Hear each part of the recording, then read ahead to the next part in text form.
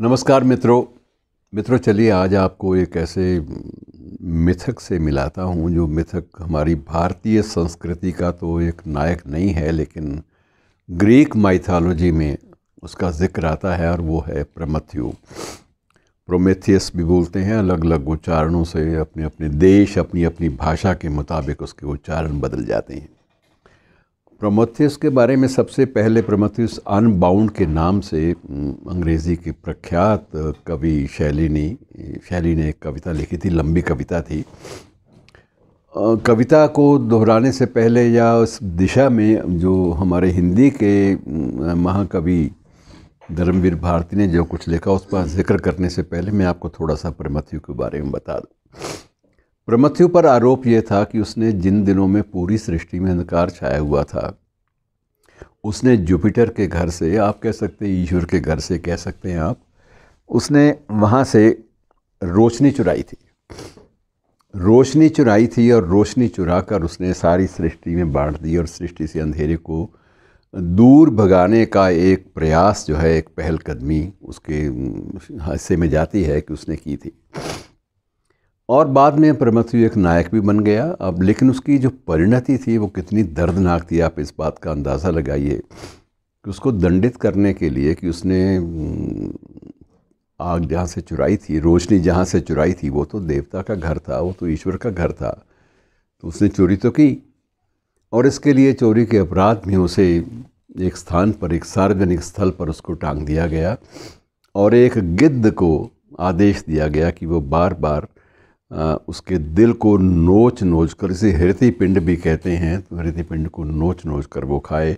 और मृत्यु का एक अजीब प्रसंग हमारे सामने आता है। प्रमथ्यू मरता नहीं था, उसको मारा नहीं गया, ये दंड था कि एक गिद्ध उसके कंधों पर बैठा दिया गया, जो गिद्ध दिन भर उसके दिल को, उसके हृदय को, हृदय पिंड को नोच कर खाता था। और ये भी एक अजीब बात थी कि रात के समय विशेष रूप से वो हृदय दोबारा ज्यों का त्यों फिर बन जाता था। अगले दिन सुबह गिद्ध फिर उसको खाना शुरू करता था। तो ये एक लगातार एक परिस्थिति चलती रही और ये एक प्रतीक है रोशनी लाने वालों और उसका विरोध करने वालों के बीच एक टकराव का एक प्रतीक आप इसे मान सकते हैं। इस पर धर्मवीर भारती ने लंबी कविता लिखी, उसके कुछ अंश में आपसे बांटूंगा भी। लेकिन क्या स्थिति जो है, परिस्थिति, वो बिल्कुल आज भी वही नहीं है कि हम लोग हृदय पिंड को नोचते हुए गिद्ध और बाद में दोबारा हृदय पिंड के उसी रूप में लौट आने की जो संघर्ष है उस पर तालियां बजाते हैं। अब धर्मवीर भारती जो इस बात की अपनी कविता में जो उसका उल्लेख करते हैं, वो कहते हैं कि दिक्कत ये नहीं, प्रमथ्यू को भी पीड़ा इस बात की नहीं थी कि उसका दिल जो है वो नोच लिया गया, गिद्ध को बैठा दिया गया, उसे दंडित किया गया इस तरह से, और उसका जो अपराध सिर्फ इतना था कि उसने रोशनी चुराई थी।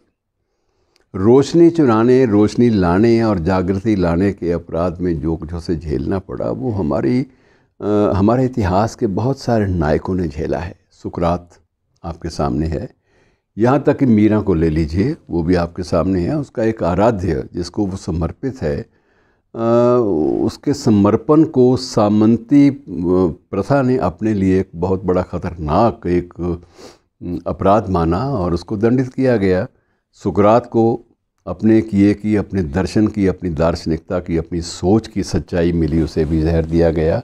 और कितने ही ऐसे अपरिमित उदाहरण हैं हमारे इतिहास में, हमारे विश्व के इतिहास में, जिनमें महानायकों की परिणति ये हुई। मित्रों, इसी संदर्भ में मैं आपको एक और जिक्र कर दूँ एक किताब का, कभी मौका मिले तो देखिएगा। एक किताब है एनसाइक्लोपीडिया ऑफ असैसिनेशंस। उस एनसाइक्लोपीडिया में असैसिनेशंस, हत्याओं का एनसाइक्लोपीडिया, उसमें जूलियस सीजर से लेकर महात्मा गांधी और John F Kennedy, Abraham Lincoln, इन सब की हत्याओं का पूरा विवरण दिया गया है। एक पुस्तक मेरी भी थी, एक प्रयास था अंतिम लम्हे, तो वो अलग विषय है, उसके बारे में फिर कभी बात करेंगे। बहरहाल इन बड़ी किताबों के बारे में बात कर ले। मेरा प्रयास तो खैर अदना प्रयास है, उसके बारे में ज़्यादा जिक्र मैं नहीं करना चाहूँगा। अब संकट सिर्फ ये है कि हम किसी जघन्य परिस्थिति में भी तालियां बजाकर कितने खुश होते हैं।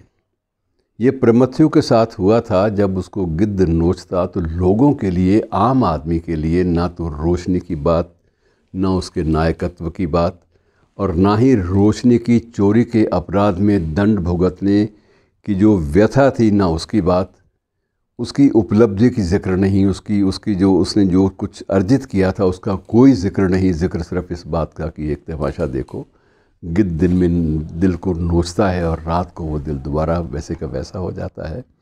और लोगों की भीड़ वहाँ इकट्ठी प्रमथ्यु के गिर्द होने लगी। जो लोग तालियां बजा बजा कर तमाशा देखते थे। तो प्रमथ्यु ने भी उस वक्त ये कहा था, अनबाउंड जो शैली की पोएम है उसमें भी इस बात का संकेत है, और इस बात का स्पष्ट संकेत धर्मवीर भारती की कविता में भी है।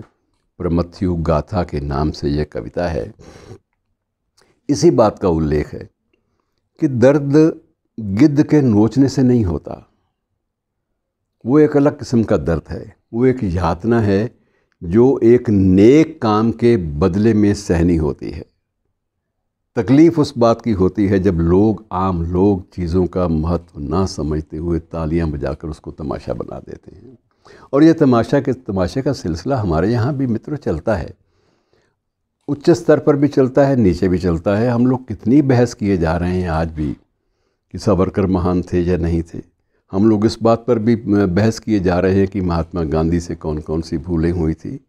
हम लोग इस बात के लिए बहस किए जा रहे हैं कि महात्मा गांधी ने चोरी चौरा कांड में अंग्रेज़ों से क्षमा याचना क्यों की थी। बहुत सारी ऐसी चीज़ें हैं जिनका कोई ओर छोर हमारे सामने स्पष्ट नहीं होता।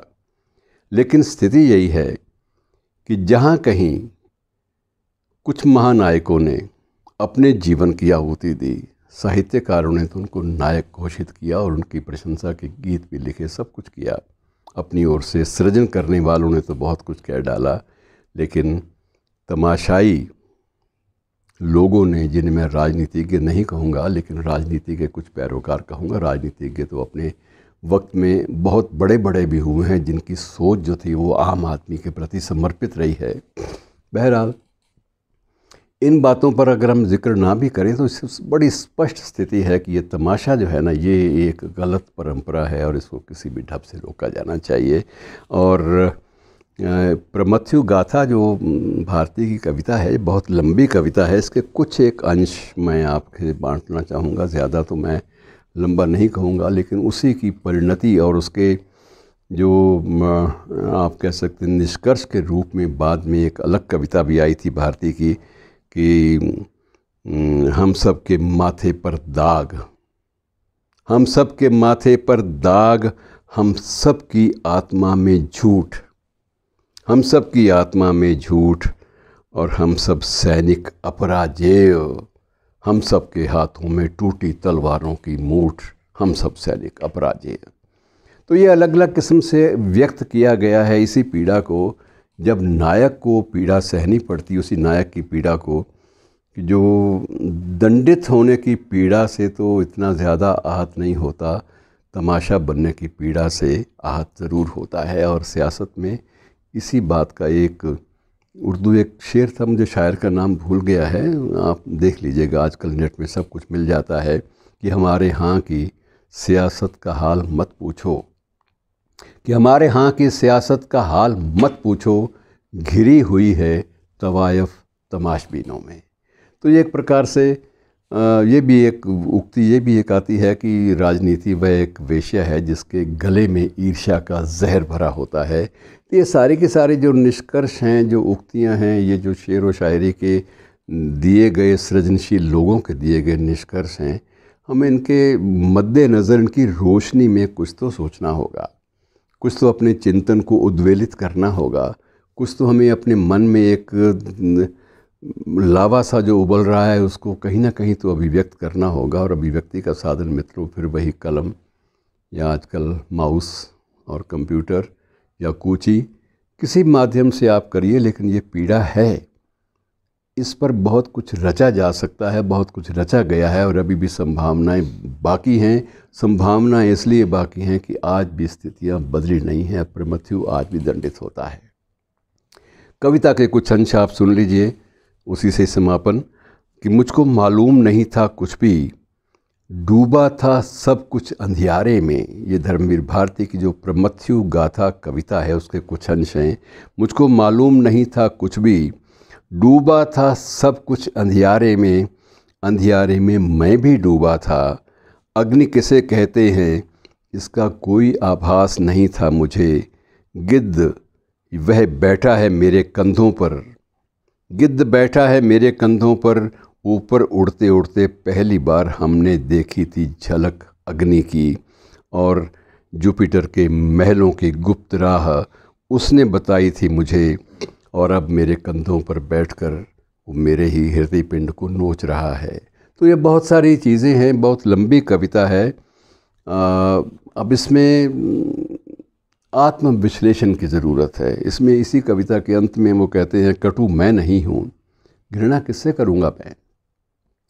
अपना ही परिवेश है जिससे आप कैसे नफ़रत करेंगे, लेकिन सिर्फ आपको ग्लानि होगी कि ये जो परिवेश है जिसके लिए मैंने रोशनी चुराई थी। प्रमथ्यु का एक प्रकार से जो अंतः विलाप है वो यही है कि जिस परिवेश के लिए मैंने रोशनी चुराई थी वो प्रदेश अभी भी अंधकार में डूबा हुआ है, चाहे अंधकार मानसिक है चाहे वो आत्मिक है। शुक्रिया दोस्तों, धन्यवाद।